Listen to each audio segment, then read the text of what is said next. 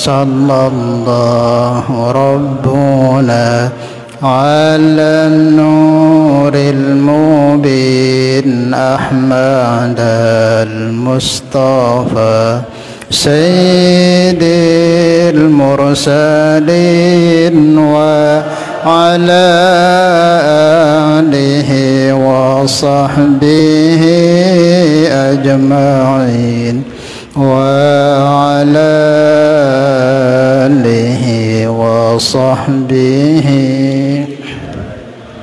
Bismillahirrahmanirrahim. Ila hadratin nabiyil mustafa rasulillah sallallahu alaihi wasallam wa ala alihi wa azwajihi wa dzurriyyati sahabati wa atba'ihi ila hadrati jami' ikhwanihi minal anbiya wal mursalin wa syuhada's salihin awliya'il muqarrabin ulamil amilin wal musannifin wa khususan li musannif hadzal kitab sya'alillahi lahumul fatihah. Ya kan Abu Dzakar Nasa'i siratal mustaqim siratal ladzina an'amta Alhamdulillah hadirin jamaah salat maghrib yang sama-sama dimuliakan Allah. Kita lanjutkan mudzakarah qatiyah kajian akidah. Insyaallah malam ini kita membahas mengenai rukun iman yang kedua, yaitu iman kepada para malaikat. Kita baca dulu rukun iman yang kedua, yaitu percaya pada sekalian malaikat, bahwa mereka hamba Allah yang mulia, bukan lagi yang mulia, bukan laki-laki, bukan perempuan, dan sangat membuat taat kepada Allah dan tiada melakukan maksiat. Maka wajib iman dengan tafsil daripada mereka, yaitu yang tersebut di bawah.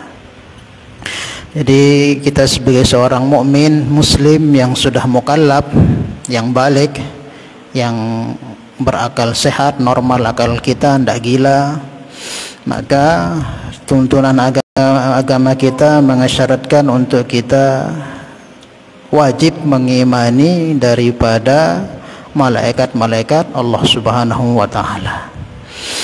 Karena dalam Al-Qur'an Allah sebutkan di antara sifatnya orang yang beriman itu, dalam ayat yang pertama dalam Al-Qur'an itu disebutkan Alif Lam Mim dzalikal kitabu la raiba fihi hudan lil muttaqin. Apa sifatnya orang bertakwa itu, yang beriman dan bertakwa? Alladzina yu'minuna bil ghaib, beriman kepada hal-hal yang gaib. Maka di antara yang gaib yang diperintahkan tuntut kita untuk beriman, di antaranya yaitu iman kita kepada malaikat. Kenapa? Karena Allah yang perintahkan, dan banyak sekali disebut dalam Al-Quran mengenai malaikat itu. Nah, bahkan dalam Al-Quran juga disebutkan Amanar Rasulu bima unzila ilaihi min rabbih wal mu'minun, telah beriman para utusan-utusan Allah dan orang-orang mukmin.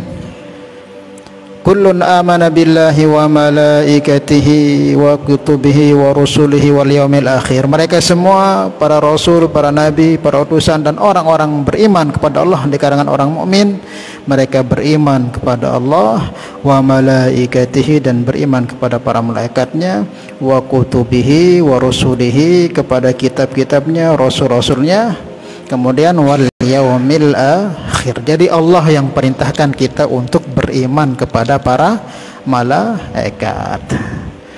Maka kalau kita ini nggak yakin kita kepada Allah, tapi kita nggak yakin adanya malaikat Allah ini, tidak benar iman kita, masih dikatakan cacat, rusak. Karena Allah sendiri sudah sebutkan dalam Al-Quran, dan disifatinya dengan sifatnya para utusan dan sifatnya orang-orang benar beriman itu, mereka semua beriman akan adanya para malaikat.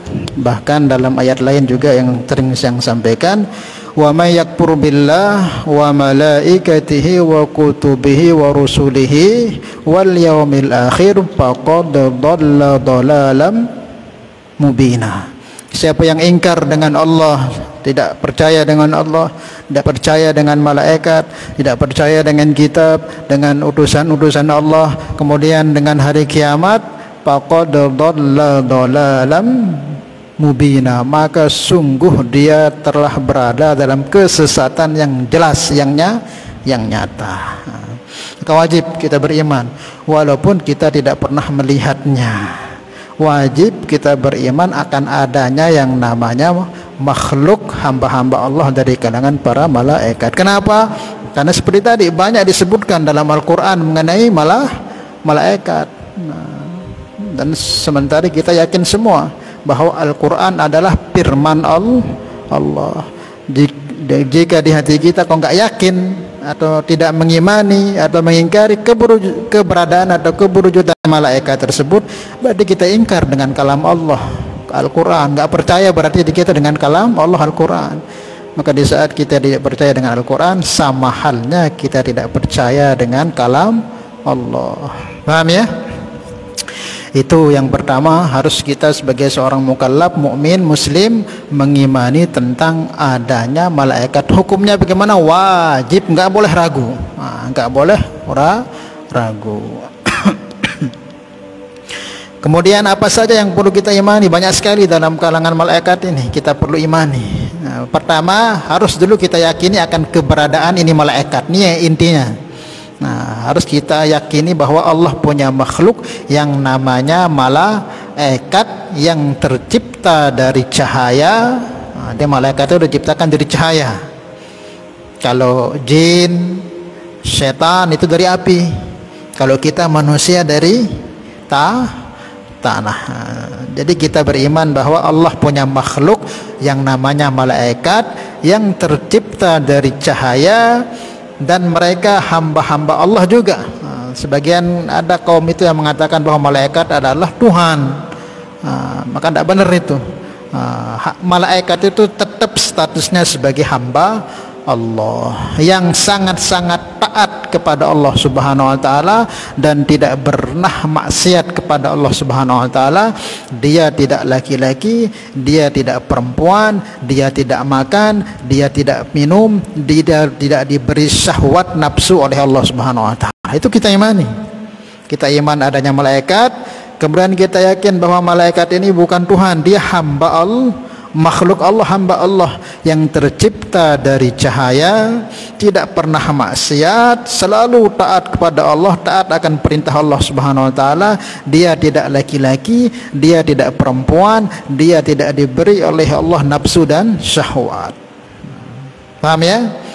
Dan tidak ada makan minum, tidak ada ibu bapak daripada malaikat, diciptakan langsung oleh Allah Subhanahu wa taala. Paham ya? Itu para malaikat. Kemudian jumlah malaikat ini banyak enggak? Banyak. Jadi malaikat ini jumlahnya banyak, lebih banyak dari jumlah daripada makhluk-makhluk yang selain malaikat. Makanya Allah sebutkan dalam Al-Quran, walillahi junudus samawati wal ardh.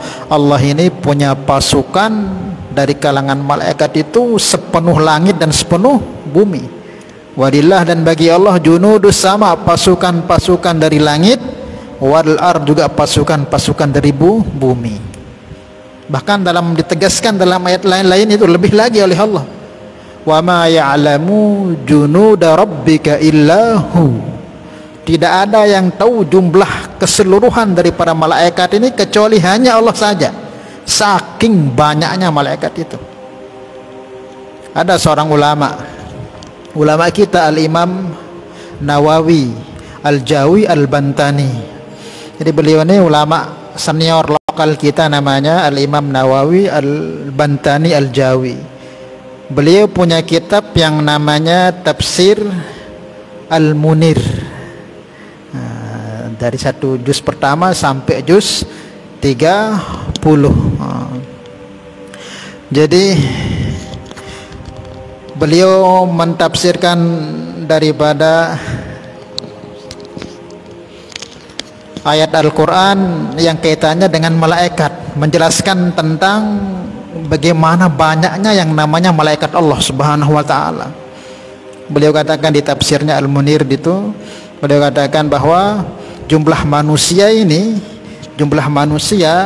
dibandingkan jumlah makhluk Allah yang melata yang selain manusia, entah itu kuda, kambing, kerbau, ular yang melata yang selain manusia, hanya 10%. Jadi 10% jumlah manusia ketimbang jumlah makhluk Allah yang melata di alam dunia ini, yang selain manusia. Kemudian jumlah makhluk Allah yang melata dibandingkan dengan jumlah makhluk Allah yang ada di lautan, lebih banyak yang di lautan ukurannya 10%. Jadi 10% jumlah binatang yang ada melata di darat ini jauh lebih banyak ketimbang yang di lautan. Berapa jumlahnya? 10% jumlah yang melata ini ketimbang yang di laut. Masih banyak makhluk Allah yang di laut. Kenapa? Karena lautan lebih banyak dari daratan. Kita bisa tengok ikan ini berapa ton diangkat, diambil, tidak habis-habis. Kemudian beliau melanjutkan, jumlah ikan binatang yang ada di lautan itu yang begitu banyak, nggak bisa terhitung banyaknya itu. Kalau dihitung dengan jumlahnya jin, maka lebih banyak jumlahnya jin. Jin ini banyak jumlahnya dan umurnya panjang-panjang. Jadi jin yang ada di nabi-nabi terdahulu masih ada yang sampai hidup sampai sekarang. Maka jumlahnya banyak. Kalau mereka beranak itu banyak anaknya dan tidak mati-mati. Dalam satu botol ini aja bisa ratusan jin bisa masuk di sini. Dalam tubuh kita ini aja bisa masuk berapa jin. Ini kiri, kanan, depan, belakang ini penuh dengan jin ini. Kita ini. Maka dibandingkan dengan jumlah makhluk-makhluk yang Allah, masih banyak makhluk Allah yang namanya jin. Ukurannya 10%. Kemudian jika dikumpulkan semua manusianya, binatang melata di darat, yang di laut sama jin di dunia ini, dibandingkan dengan jumlah malaikat yang Allah utus di dunia ini, masih banyak jumlah malaikat. Luwek jumlah malaikat ini. Malaikat yang ngatur mata kita, yang ngatur napas kita, yang ngatur, ya ada sendiri itu, yang mengatur setiap pertumbuhan rambut kita, kuku kita, ada yang mengaturnya malah malaikat, diatur rapi oleh Allah Subhanahu wa taala. Maka kalau dibandingkan dengan jumlah yang disebut tadi dengan jumlah malaikat yang dikirim di dunia ini, ngatur dunia ini oleh Allah, hanya 10% jumlahnya makhluk-makhluk ini. Berarti jauh lebih banyak jumlah malaikat. Kemudian jika digabung jumlah malaikat yang ada di dunia ini sama semua makhluk yang ada di alam dunia ini, dibandingkan dengan jumlah malaikat yang ada di langit yang pertama, itu hanya 10% jumlahnya yang di dunia seluruh yang isinya, walaupun itu malaikat, jin semuanya, hanya 10% jumlah daripada malaikat yang ada di langit pertama. Nanti langit pertama dengan kedua masih banyak, langit yang kedua bedanya 10% adanya di langit yang pertama, terus nanti sampai langit yang ke-7. Gimana Jom? Dan malaikat ini tidak ada mati, malaikat itu tidak ada mati. Kapan matinya malaikat? Nanti pas peniupan sangkakala pertama itu ditiup oleh Israel, mati semua. Kalau malaikat nggak ada yang mati, nggak ada, diciptakan akan kekal, nanti matinya pas tiupan sangkakala pertama. Kemudian beliau katakan lagi, seumpama malaikat yang di langit ke-7, ke-6, ke-5 dan sampai ke-1 kemudian digabung dengan jumlah malaikat yang ada di dunia ini yang dikirim oleh Allah, ngatur kita ini, ngatur musim, ngatur hujan, ngatur tumbuhan, ngatur semuanya, sama semua makhluknya ini, dibandingkan dengan malaikat yang selalu mengitari arsy-Nya Allah itu, tawaf di Baitul Izzah itu ulama sebutkan, Imam Nawawi sebutkan dalam tafsirnya Al-Munir, hanya seperti satu tetes lautan itu. Jadi setetes lautan itu, setetesnya kita ambil, itulah jumlah malaikat yang ada dari langit ke-7 sampai dunia ini. Sementara seluas lautan itu, itulah jumlah malaikat yang selalu mengitari arsy itu. Hanya pantas Allah katakan, walillahi junudus samawati wal ardh. Allah itu punya pasukan yang memenuhi langit dan bumi. Bahkan wa ma ya'lamu junuda rabbika illahu, tidak ada yang tahu jumlah pasukan Allah dari kalangan malaikat kecuali hanya Allah saja. Makanya kita nggak bisa bayangkan.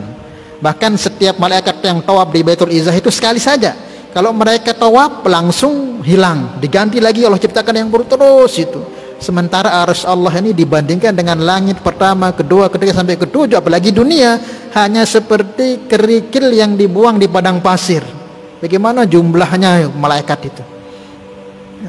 Dari situlah kita berpikir bagaimana sedikitnya kita ini manusia dan bagaimana kecilnya kita ini di hadapan makhluk Allah yang lain. Cuman kita jangan putus asa.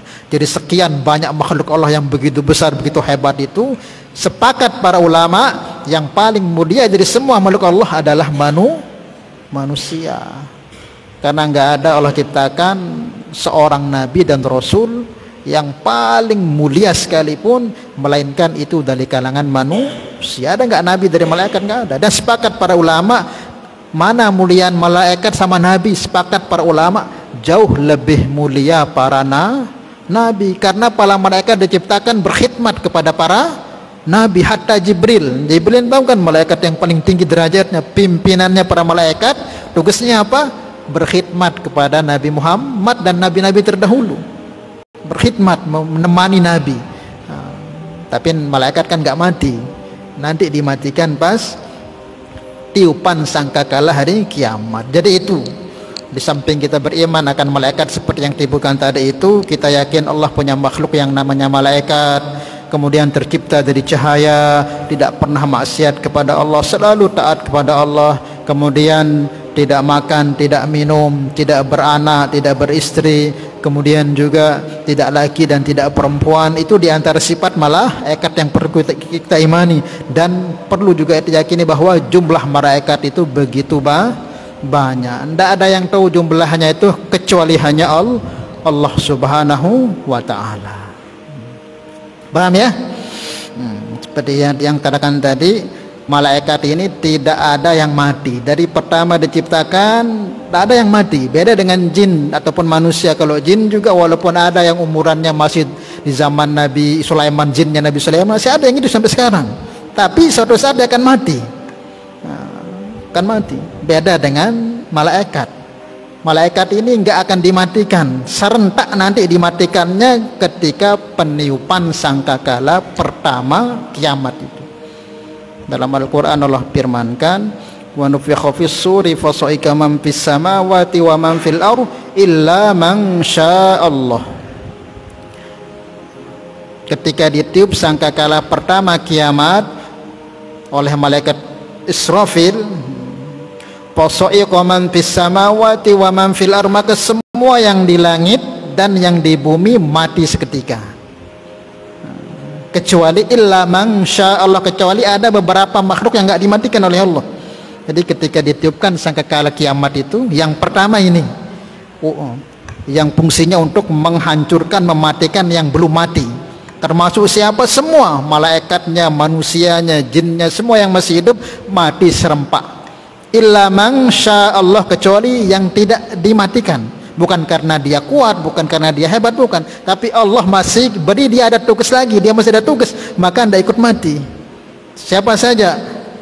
Para ulama menyebutkan ada 4 malaikat yang tidak ikut mati, kemudian ada 8 malaikat yang tidak ikut mati juga, yaitu malaikat pemikul arsy. Ini nggak mati dia.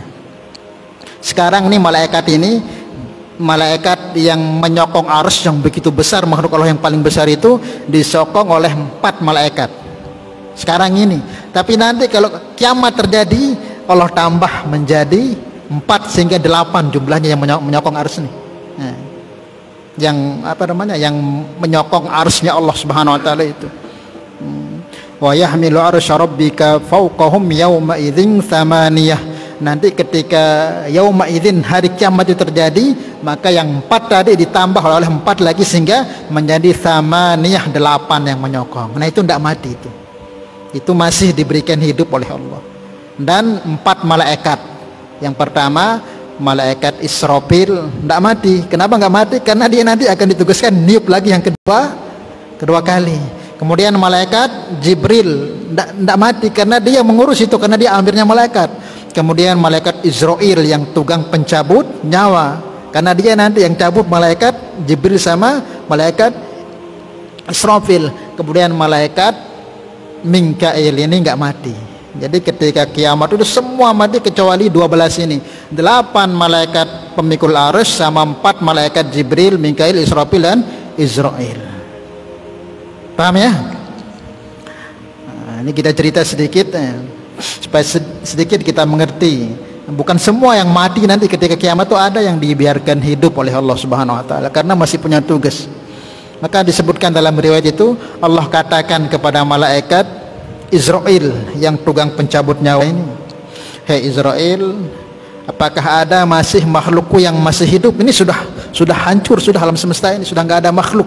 Maka Allah katakan, "Wahai Israel, hai malaikat mautku, apakah masih ada enggak makhlukku yang masih hidup?" Sementara Allah tahu, Allah sebenarnya tahu, tapi Allah tanya kenapa? Ya sebagai memberikan kemuliaan kepada malaikat yang punya tugas ini. Sebenarnya Allah tahu semuanya, berapa yang hidup, berapa yang mati Allah tahu. Tapi ini untuk memuliakan malaikat tersebut. Maka malaikat Israel katakan yang tukang penyabut nyawa ini, "Ya Allah, masih ada yang hidup makhluk Engkau." Siapa-siapa saja? Ada 8 malaikat yang menyokong arsy itu masih hidup. Siapa lagi? Kemudian ada Jibril yang pimpinan kami. Kemudian apa lagi? Israfil. Kemudian siapa lagi? Mikail. Kemudian siapa lagi? Saya katanya. Saya masih hidup pertama. Oh, sekarang kamu cabut nyawanya semua malaikat yang mikul arsy. Jadi dicabut nyawanya yang keempat-empat itu oleh yang ke-8 itu malaikat Israel. Dicabut nyawanya. Siapa dicabut yang 8 ini? Arsy tetap kokoh. Maka akidah kita juga jangan pernah berpahaman Allah ciptakan malaikat kemudian Allah butuh ke malaikat. Enggak. Kalau sampai kita yakin Allah ciptakan malaikat ini supaya Allah bantu Allah nanti ngurus ini, enggak. Tanpa malaikat, tanpa pun Allah mampu. Buktinya apa? Nanti ketika kiamat itu terjadi, ada malaikat yang ngatur arsy, nanti juga Allah cabut, tetap juga Allah arsy itu akan tegak, bukan karena malaikatnya. Makanya Allah katakan, siapa yang masih hidup? Kami berempat sama malaikat pemikul arsy yang 8. Kamu cabut pemikul arsy. Dicabut nyawanya oleh Israel, dicabut. Dan tetap aja arsy tegak. Karena tegaknya bukan sebab malaikat. Makanya malaikat diberi tugas begini-begini ini untuk memuliakan mereka, bukan Allah hajat dengan malaikat itu. Tidak ada sedikit tanpa malaikat Allah mampu ngatur semuanya. Maka akidah kita ahli sunnah wal jamaah jangan sampai kita memahami bahwa malaikat ini adalah pembantu Allah untuk mengurus supaya Allah tuh nggak capek, semua Allah tinggal duduk saja nanti malaikat yang kan enggak ada sangkut pautnya. Tanpa malaikat Allah kuasa. Kemudian pun dicabut nyawa malaikat pemikul arsy itu. Ditanya lagi, "Hei malaikatku, malaikat maut, siapa yang masih hidup?" katanya. "Tinggal kami berempat. Pemikul arsy sudah saya cabut nyawanya ke-8-nya, tinggal Jibril, Mikail, Israfil sama saya." Kamu cabut nyawanya Israfil dicabut nyawanya. Dicabut, dipanggil lagi, siapa yang masih? Tinggal bertiga, Jibril, kemudian Mikail sama saya. Cabut lagi Jibril cabut. Habis itu ditanya lagi, cabut lagi Mikail. Sehingga dipanggil lagi, siapa lagi yang belum ada, yang masih hidup di jagat alam semesta ini? Maka Israel katakan, "Ya Allah, tinggal saya yang masih, yang lain sudah mati semua, saya cabut nyawa." Nah sekarang giliran kamu cabut nyawamu sendiri. Giliran dia. Maka dia yang paling terakhir mati karena dia tukang pencabut nyawa. Maka dalam riwayat disebutkan ada 2. Ada yang mengatakan dia diperintah oleh Allah untuk cabut nyawanya sendiri. Maka dia katakan, "Ya Allah, bagaimana, apakah Engkau yang cabut nyawa saya atau saya cabut nyawa saya sendiri?" Maka dia izin, "Ya Allah, biarkan saya sendiri saja yang cabut nyawa saya sendiri." Gitu. Maka beliau itu pergi ke tempat yang jauh, kemudian dia usaha dengan selembut-lembutnya untuk mencabut nyawanya sendiri. Itu pun berteriaknya sampai seumpama ada masih alam semesta ini ada, mungkin meledak, dia matahari ini meledak saking keras teriakannya malaikat Israel yang cabut nyawanya sendiri. Padahal ya Allah, kalau ku tahu begini sakitnya mencabut nyawa seseorang makhluk Engkau, aku tidak akan cabut. Padahal itu ya Allah, aku sudah usaha dengan selembut-lembutnya aku cabut nyawaku ini, tapi sakitnya minta ampun. Sampai beliau terpontang-panting, ya Allah sendiri yang lihat, dia itu tidak ada makhluk lagi sendiri. Tapi dia katakan, seumpama aku tahu bahwa sakitnya yang namanya dicabut nyawanya, tentu tidak ada manusia makhluk Allah yang akan kucabut saking sakitnya, teriaknya begitu keras. Tetapi ya tetap aja dicabut nyawanya sendiri. Sebagian menyebutkan ya Allah langsung yang cabut. Nah di sanalah tidak ada lagi makhluk satu pun kecuali hanya Allah. Nah di sanalah Allah firmankan limanil mulkul yaum. Sekarang ini mana raja-raja yang dulu bangga dengan kekuasaannya, kerajaannya? Mana Haman, Fir'aun, Qarun yang bangga dengan kerajaannya itu? Mana raja-raja di dunia dulu? Tidak ada yang menjawab, sudah tidak ada. Siapa yang jawab? Hah? Allah sendiri, karena dia sendiri yang ada Allah. Semua sudah mati. Limanil mulkul yaum, sekarang di hari ini, hari kehancuran semesta ini, siapa yang raja? Mana Fir'aun, mana Haman? Gak ada yang jawab, karena gak ada orang makhluk satu pun di situ. Wala malaikat tidak ada, wala nabi tidak ada. Maka siapa yang jawab? Allah sendiri. Apa kata Allah? Lillahil wahidil qahar, yaitu bagi Allah yang tunggal, yang esa, dan yang maha perkasa. Tapi nanti akhirnya ya Allah keturunkan hujan lagi. Nanti yang dihidupkan lagi makhluknya yang pertama kali dihidupkan Israfil. Pertama kali dihidupkan Israfil, nanti dihidupkan oleh Allah, sehingga ditiup lagi sangkakala kedua, bangkit semua lagi seperti semulanya untuk menjalani hari hisab masing-masing. Tapi itu panjang. Tapi intinya di sini bahwa kita sebagai seorang beriman wajib mengimani akan keberadaan para malaikat Allah Subhanahu wa taala, baik secara terperinci atau secara tafsil. Kalau tadi yang terangkan sepanjang lebar jumlahnya bagaimana itu secara umum, secara ijmal itu akan keberadaan malaikat, bagaimana sifatnya. Nanti ada yang secara tafsil, yang secara terperinci harus kita tahu detailnya. Apa itu? Yaitulah yang berapa jumlahnya malaikat yang wajib kita imani itu. Ada berapa? 25 dong Nabi itu. Ada berapa? 10 malaikat yang wajib kita ketahui dan imani. Kenapa 10? Karena yang 10 itu disebut dalam Al-Quran. Jibril, Mikail, Israfil, Israel, Munkar, Nakir, Malik, Ridwan, Raqib, Atid, itu yang wajib kita imani secara tafsil, secara detail. Apa tugas-tugasnya, apa tugas yang diberikan kepadanya oleh Allah Subhanahu wa taala. Adapun secara mujmal, ijma'nya bahwa Allah itu punya malaikat dan begitu banyak, tidak terhitung jumlahnya, yang Allah sendiri yang tahu, yang dia diciptakan dari cahaya, yang dia adalah hamba Allah bukan Tuhan, dia tidak makan dan tidak minum, tidak beristri, tidak diberikan hawa nafsu, dan selalu taat dan tidak pernah maksiat kepada Allah Subhanahu wa taala. Paham ya? Nah, jadi tugas malaikat itu selalu taat kepada Allah, tidak ada yang membangkang. Dalam Al-Quran Allah jelaskan, ku ampusakum wa ahlikum nara wa quduhan nas wal hijarah 'alaiha malaikatun ghiladun syidadun la ya'sunallah, yang mereka tidak sedikit pun pernah maksiat kepada Allah. Kenapa enggak pernah maksiat? Karena malaikat itu tidak diberi nafsu. Beda dengan kita. Maka malaikat itu kalau ada yang diperintahkan sujud, akan sujud sampai kapan? Sampai kiamat. Ada yang disuruh baca tasbih, akan baca tasbih terus sampai kapan? Sampai kiamat. Enggak ada nafsu, enggak ada pengen makan, enggak ada ngantuk, enggak ada ini. Kan kita ngantuk lelah ini kan ada nafsu ingin bekerja sehingga capek lelah tidur. Nah malaikat ini enggak ada nafsu. Maka apapun yang Allah perintahkan tidak akan pernah mereka membangkang. Nah, nafsu ingin maksiat itu tidak ada. Yang ada hanya taat saja. Kemudian apa? Enggak ada lelah, enggak ada capek malaikat. Yusabbihuna al-laila wan nahara la yafturun. Mereka selalu membaca tasbih kepada Allah siang malam, la yafturun, dan tidak pernah rasa capek dalam bertasbih kepada Allah Subhanahu wa taala. Itulah para malaikat Allah Subhanahu wa taala. Paham ya? Ustaz, apakah bisa enggak kita lihat malaikat?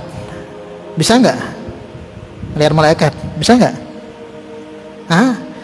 Kalau wujud aslinya kita enggak mampu. Nabi Muhammad pernah melihat wujud asli malaikat itu, tapi tidak di alam dunia ini. Apalagi wujudnya Allah, tidak akan bisa. Wujud malaikat aja kalau aslinya ini enggak akan mampu. Bagaimana malaikat itu? Rasulullah SAW ketika Mi'raj aja itu, ketika Mi'raj diajak sama Jibril jalan, diajak keliling surga. Ternyata dilihat di sorga itu, dekat sorga itu ada satu bangunan besar, enggak tahu tapi ujungnya mana awalnya, mana ujungnya itu benda itu. Maka Jibril katakan, Rasulullah sabdakan, wah Jibril, ini apa nih yang besar membentang ini katanya. Apa dia jawabnya Jibril? Itu daun telinganya malaikat Israfil. Daun telinganya aja sudah nggak tahu terukur bagaimana luasnya. Apalagi Jibril, bukan bentuk aslinya diwujudkan. Kalau Jibril pun mewujudkan bentuk aslinya, penuh semua ini. Maka tidak akan pernah kita bisa melihat. Seumpama dulu ada cerita para sahabat dapat bertemu dengan malaikat Jibril ketika di majlis Nabi yang mengatakan man Islam, man iman, itu kan malaikat Jibril ketika menyerupakan dirinya sebagai manusia bisa. Karena para sahabat banyak yang pernah bertemu dengan malaikat Jibril, ketika itu beliau mewujudkan dirinya sebagai manusia. Begitu juga Rasulullah di Gua Hira gitu. Ketika beliau bersemedi itu kan didatangi terus berwujud manusia. Tapi kalau berwujud aslinya, gak muat ini alam semesta ini. Maka yang bisa dilihat itu hanya ketika beliau para malaikat itu merubah wujudnya seperti manusia. Kalau wujud aslinya nggak akan bisa kita. Dimensi alam kita beda dengan beliau. Nah, terus gimana kalau jin? Bisa nggak Ustadz jin lihat malaikat? Kan sama-sama gaib dia. Enggak. Alam gaibnya jin sama malaikat itu dia beda. Jangan kita padahal berarti malaikat sama jin ini saling lihat. Enggak, dia beda alamnya. Nah, alamnya jin beda, alamnya malaikat beda. Makanya ada istilah alam nasut. Alam nasut ini alam kita ini, alam syahadah ini. Ada namanya alam malakut, itu alam para malaikat itu, alam arus itu. Kemudian ada namanya alam lahud, alam ketuhanan yang tidak akan pernah ada siapapun sampai ke sana kecuali Nabi Muhammad saja. Nah, itulah para malaikat. Nah, insyaallah mungkin minggu depan kita akan bahas tugas-tugasnya masing-masing supaya kita tahu apa saja tugas-tugasnya gitu. Perlu kita tahu dari malaikat-malaikat yang 10 itu. Kebanyakan kita kan enggak tahu ini, enggak tahu apa tugasnya. Itu aja saya tanyakan tadi berapa, ada yang 25. 25 itu jumlah nabi. Kalau malaikat itu 10. Nggih, mungkin yang tanyakan. Ya.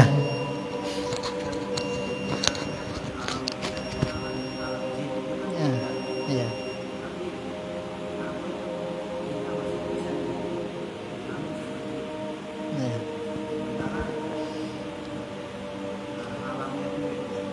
Ya, memang diciptakan oleh Allah Subhanahu wa ta'ala. Jin itu tidak bisa dilihat oleh kita nih, mata kasat kita ini. Beda kalau Allah salah buka indera keberapa kita ini akan bisa melihat alam malaikat. Kenapa? Yang sudah memang gitu ketetapan Allah. Dan juga bagian ujian daripada manusia. Makanya harus kita pahami, walaupun jin itu hebat-hebat, kuat-kuat, punya kelebihan yang luar biasa daripada manusia, kita tidak bisa melihatnya, tapi kita bisa melihatnya. Tapi jangan pernah kita merasa rendah diri. Walaupun kita banyak kelemahan yang Allah berikan kepada kita manusia, tetap kita manusia adalah makhluk Allah yang paling termulia dan paling bagus penciptaannya. Disebutkan walaqad karramna bani Adam, sungguh kami telah muliakan anak turun cucu Adam. Nah, anak Adam ini kan manusia, golongan manusia. Aku tidak menciptakan walaqad khalaqnal insan, dan aku ciptakan manusia dengan sebaik-baik penciptaan dalam surah Yasin disebutkan. Nah, maka jangan kita mengeluh. Adapun bentuk malaikat yang kita bisa, ini ujian buat kita agar bagaimana supaya kita tetap bergantung kepada Allah Subhanahu wa ta'ala. Jadi ya memang ketetapannya di situ, itu ketetapan Allah memang seperti itu, dan merupakan ujian buat kita supaya kita selalu bergantung berlindung kepada Allah Subhanahu wa ta'ala. Jadi keburukan-keburukan makhluk-makhluk Allah yang tidak kita lihat. Ustaz, ada enggak malaikat yang muslim? Ada. Cuman umumnya kebanyakan Ustaz, ada enggak jin yang muslim? Ada. Tapi kebanyakan jin itu kafir, ingkar kepada Allah. Juga ada yang beriman, tapi kebanyakan isi jin itu mereka tidak mengenal murka, ingkar dengan Allah. Paham ya? Jadi sekeliling kita ini ada semua jin. Maka supaya kita diperintah oleh Allah untuk selalu berlindung kepada keburukan-keburukan dari makhluk-makhluk yang tidak kelihatan. supaya kita tambah dekat kepada Allah Subhanahu wa taala. Karena kita punya musuh nih, musuh yang nampak, ada yang tidak nampak, yang bisa zalimi kita, sakiti kita dikala kita tidur, kapan saja bisa masukin kita. Supaya kita enggak selamat itu, selamat maka perlu kita bergantung, mohon, minta perlindungan kepada Allah. Paham ya? Wallahu alam bisawab. Cukup insyaallah. Cukup. Nggih.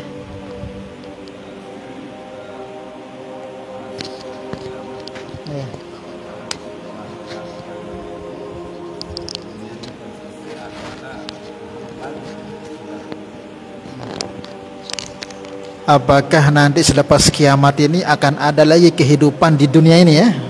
Di dunia akan diganti lagi nggak dunia ini? Kalau kehidupan kita kembali ke dunia sudah tidak ada. Ayo. Tapi kalau kehidupan nanti selepasnya apa lagi ya kehidupan? Wallahu alam.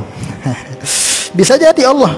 Jadi jangan kita pahami dunia ini aja yang dimiliki Allah, banyak. Dunia ini planet yang namanya tempat kita ini hanya bagian kecil. Banyak, ada ribuan kali yang lebih seperti planet kita ini ada di belahan-belahan planet yang lain. Makhluk Allah ini besar, itu planet kita ini yang paling kecil. Bisa jadi nanti selepas dihancurkan ini Allah buat lagi makhluk yang lain, tapi wallahu alam, itu nggak tahu. Cuman kita ini sebagai manusia kalau sudah kiamat itu terjadi, ya imma kita parikun bil jannah wa parikun pisair, tidak lagi kembali ke dunia. Mungkin lagi Allah buat ini dunia, Allah ciptakan lagi manusia ini, wallahu alam, kita nggak tahu itu. Yang pastinya ya kita ini apakah akan hidup lagi? Kita akan kekal, manusia akan kekal. Makanya nanti imma ada sebagian yang dikirim ke dunia dan dikirim ke akhirat. Terus nanti di saat itu sudah yang ke akhirat, yang ke surga, ke neraka, baru nanti yang namanya mati ini, kematian ini disembelih oleh Allah sehingga tidak ada lagi mati.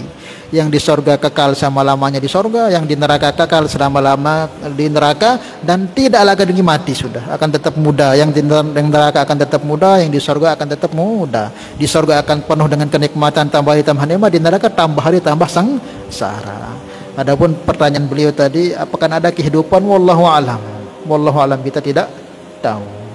Bisa aja enggak kalau mau Allah menciptakan. Pahamnya? No. Sebagaimana dulu kan sebelum manusia ini ada penghuni dunia ini, sebelum manusia ini dari bangsa jin yang selalu buat pertumpahan darah sehingga Allah bunuh mereka, itulah namanya Banul Jan. Maka ketika Nabi Adam itu mau diciptakan oleh Allah, protes malaikat, tufsidu apa dan engkau akan ciptakan lagi makhluk di dunia ini yang akan terus berbuat pertumpahan darah seperti dulu. Mananya sebelum kita di dunia itu ada makhluk yang namanya jin yang mereka selalu buat pertumpahan darah sehingga mereka dibunuh semua oleh Allah. Baru Allah mau kirim lagi makhluk ke dunia yang namanya manusia. Tapi itu dunia nggak dihancurkan, cuman penghuninya. Kalau ini memang kiamat ini dihancurkan semua dihancurkan. Oke, insyaallah ya. Mudah-mudahan Allah Subhanahu wa taala beri kepahaman kepada kita untuk kita bisa amal dan sampaikan. Ala hadhihi al-Fatihah.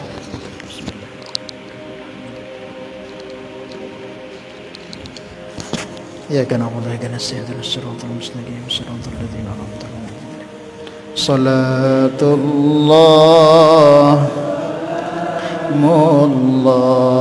على طه رسول الله سلام الله على ياسين حبيب الله توسلنا